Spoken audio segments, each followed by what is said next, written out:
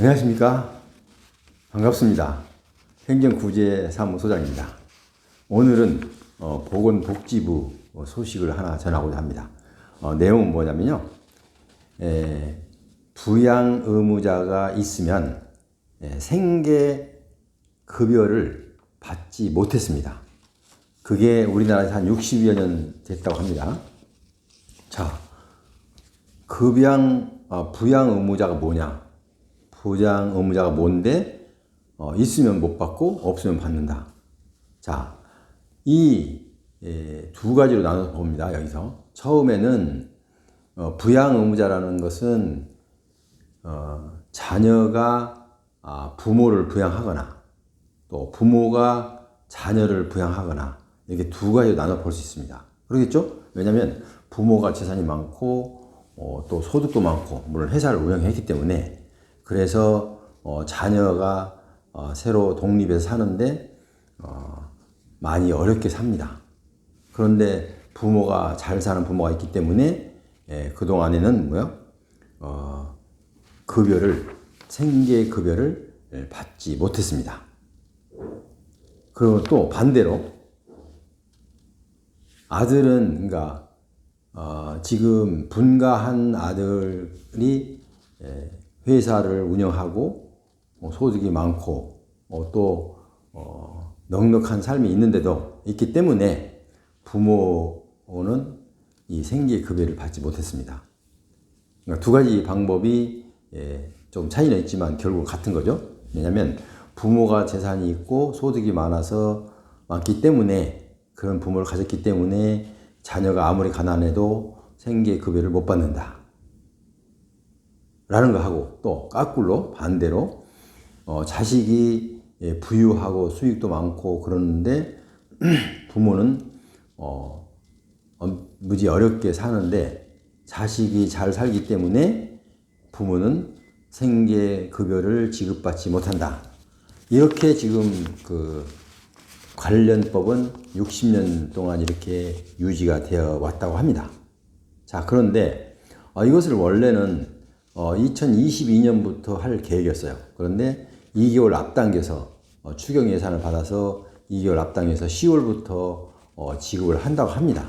자, 그러면 무조건 이렇게 되느냐? 그게 아니라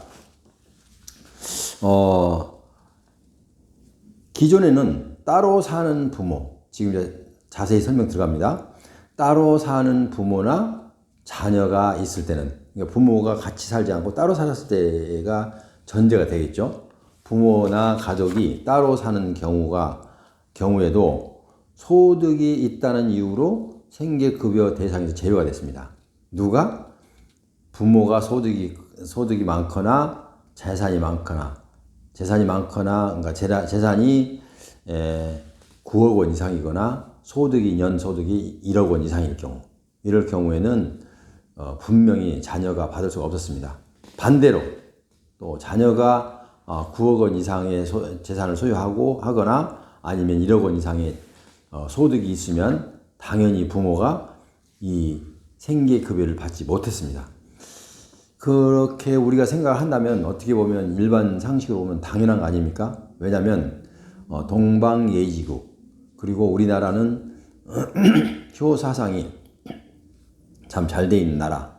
그렇기 때문에 부모가 어렵게 살면 자녀가 부유하면 당연히 부모를 봉양하고 부모가 이런 생계비 지원을 받지 않도록 지원을 해주는 것이 도덕적이고 기본적인 인간 삶의 기초입니다.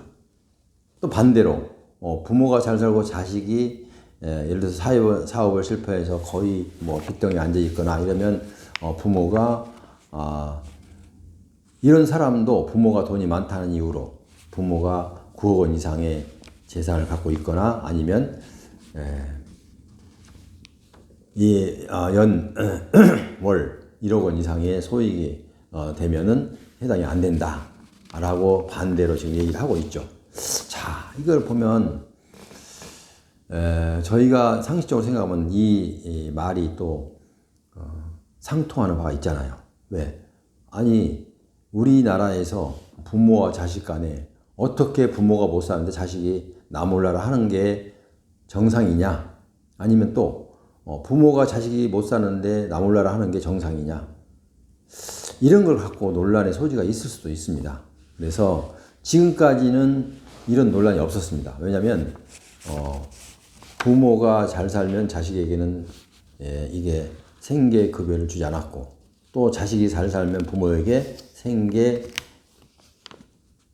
주지 않았습니다. 단 이건 따로 살 때를 얘기합니다. 따로 살 때란 기준이 있습니다. 따로 사는 부모와 자식, 그러니까 따로 사는이라는 전제가 하에 이 얘기가 지금 시작이 되는 겁니다. 자, 같이 살면 여기에 대상에, 그러니까 평가할 대상에도 들지 않죠. 같이 산다면. 그죠? 왜냐면 같이 사는데 어떻게 누구는 굶고 누구는 밥만 먹습니까?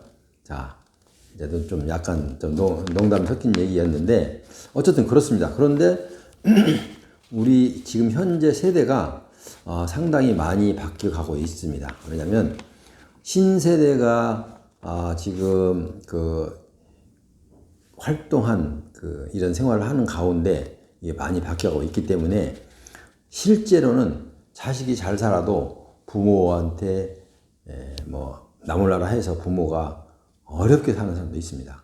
왜냐하면 부모가 한번 동사무소나 구청에 가서 생계급여 신청을 하니까 이게 자식과, 그러니까 따로 사는 자식과 자식의 재산을 한번 파악해 보더니 어르신은 해당이 안 됩니다. 왜냐하면 자식이 9억 원 이상의 재산을 갖고 있거나 아니면 1억 원 이상의 수입이 있기 때문에 안 됩니다. 라고 거절을 당해 왔습니다. 그러니까 자식에게는 자식과의 어떤 분들은 연락도 두절한테 사는 사람도 있고, 어떤 분들은 그렇지 않아도 부모를 잘 챙기지 않는 가족도 있고, 자, 이런 경우가 있었습니다. 그래서 반대로 또 얘기하면 되죠. 부모가 자식을 챙기지 않는다. 물론 자식이 부모의 말을 안 듣고 자기 자유자재로 부모와 상의하지 않고 마음대로 하다가 사업을 망하거나 아니면은 어려움을 당했을 때 부모가 몇 번 도와주다가 도저히 안 되니까 나도 이제는 별 수 없다라고 손을 끈 경우, 이런 경우도 있고, 또 어떤 경우는 일단 어디가 사는지, 자식이 어디가 사는지 연락도 없어요. 한번 나갔는데 잘 사는지 못 사는지. 그런데 구청에서는, 동사무소나 구청에서는 자식이 젊은 이렇게 노동력이 충분한 젊은 사람이 있기 때문에 안 됩니다 라고 해서 또 안 되고, 그러면은 참 답답하죠. 근데 이 문제가 상당히 어떤 정답을 찾아내기는 좀 어렵습니다. 도덕적으로 아니면은 우리 정말 우리나라에 지금까지 왔던 정서랄지 이런 걸 보면은 부모가 자식을 봉양하는 건 당연한 거고, 자식이 잘 살면 부모를 하는 것은 당연한 일이죠. 그런데 그게 잘 안 되고 있다는 겁니다. 그렇다고 해서 그 사람들을 억지로 끌어다가 해줘라라고 국가에서 강제를 할 수는 없잖아요.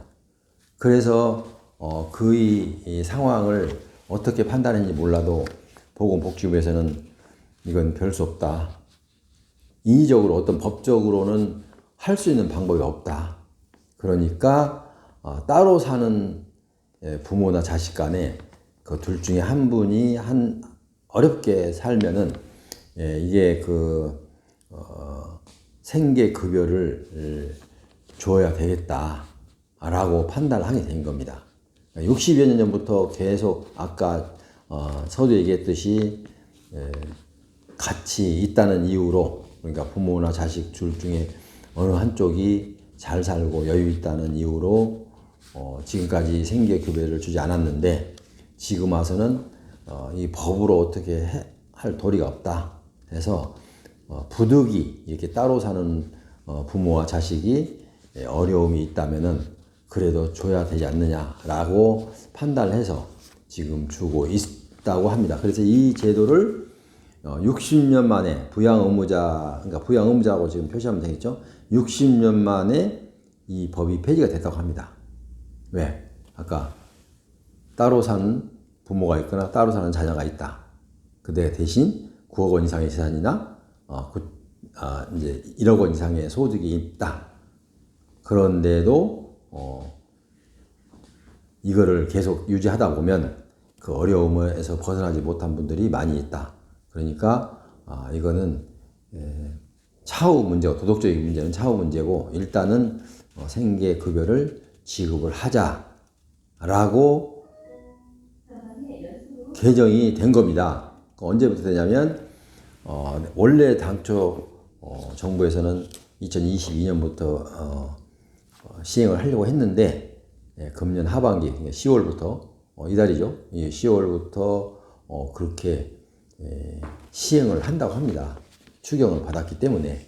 자, 그렇다면 저도 이제 이 분야에서 옛날에 모 구청에서 근무를 해봤어요. 봤는데 사실상 아까 그 부모나 자식이 여유 있게 사는데도 불구하고 또 어떤 분들은 그 세대 분리를 해놓고 이 생계급여를 혜택을 받으려고 하는 사람도 간혹 있어요. 그런데 그런 분들까지는 그렇게 해서는 안 되겠죠. 조사를 철저히 해서 그 진위를 여부를 가려서 해야 되겠죠. 자, 이런 부분까지도 있어요. 그래서 참 어떤 기준으로 해야 될지 모르지만 이 보건복지부에서는 많은 사람들의 그 전문가들의 아니면은 어르신들의 아니면 또 각 분야에서 이 의견을 수렴하고 또 연구하고 법적으로나 그 상황적으로 그 저울질을 해 가면서 아마 결정을 하는 것으로 이렇게 보입니다. 어쨌든 지금은 60여 년 전에 60여 년 동안 시작해온 걸 부모와 자식이 따로 살 때 한쪽이 재산이 있으면은 지금까지는 생계급여를 주지 않았다. 그러나 부모와 자식이 따로 산다 하더라도 부모와 자식이 재산이 있다 하더라도 실제로 지급이 안 되면, 도움이 안 되면 정부에서라도 지급해서 그분들의 삶을, 그 어려운 삶을 도와줘야 되겠다라고 보시면 됩니다. 그러니까 지금까지 뭐 어떻게 보면 간단하기도 하면서 이 의견을 듣고 의견이 분분할 것으로 보입니다. 왜냐하면 무슨 얘기냐, 자녀가 당연히 부모를 봉양하는 것은 당연한 거지.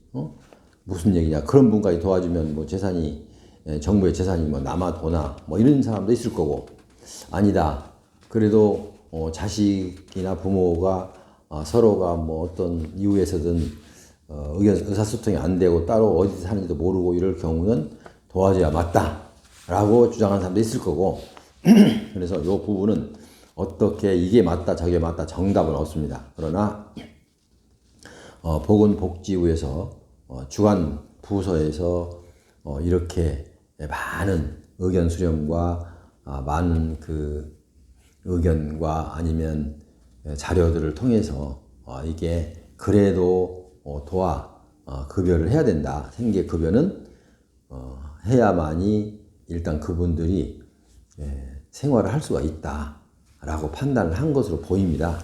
자, 그래서 지금까지 여러분께 지금 그 같은 내용이기 때문에 되풀이 되기도 하고 좀 장황하기도 했습니다. 그러나 우리나라는 어쨌든 제가 보기에는 이런 분야가 법이 아니더라도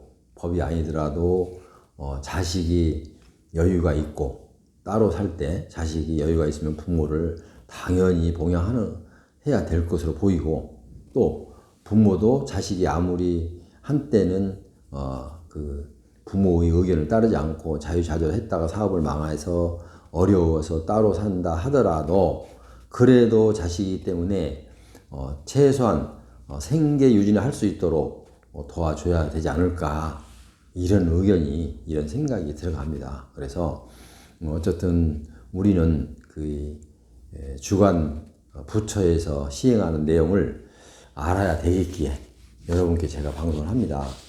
그래서 여러분께서는 10월부터는 이제 부모와 자식이 따로 살아도 또 부모와 자식이 따로 살면서 한쪽이 여유가 있어도 그분들이 그러니까 아까 여유 있는 것은 재산이 9억 원이나 아니면 1억 원 이상의 수입이 되면 이 사람들은 제외가 됩니다. 그 사이에 있는 사람들을 얘기합니다.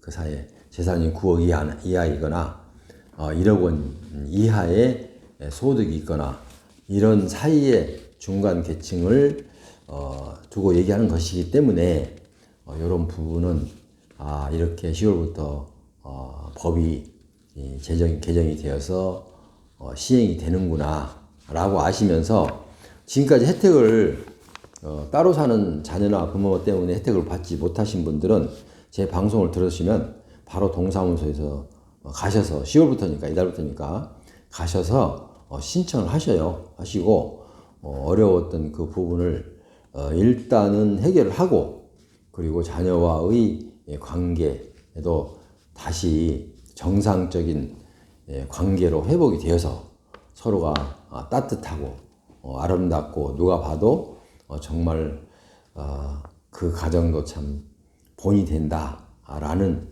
그런 평가를 받으면서 또 이렇게 서로 사랑하는 마음으로 살았으면 좋겠습니다.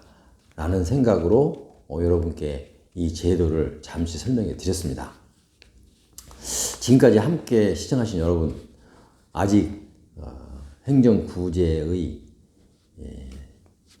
구독자 아니시면 지금 구독을 부탁드립니다. 그러면 제가 다음에 더 열심히 더 좋은 내용을 갖고 여러분을 찾아뵙겠습니다. 하여튼 다음 시간까지 여러분 또 안녕히 계십시오.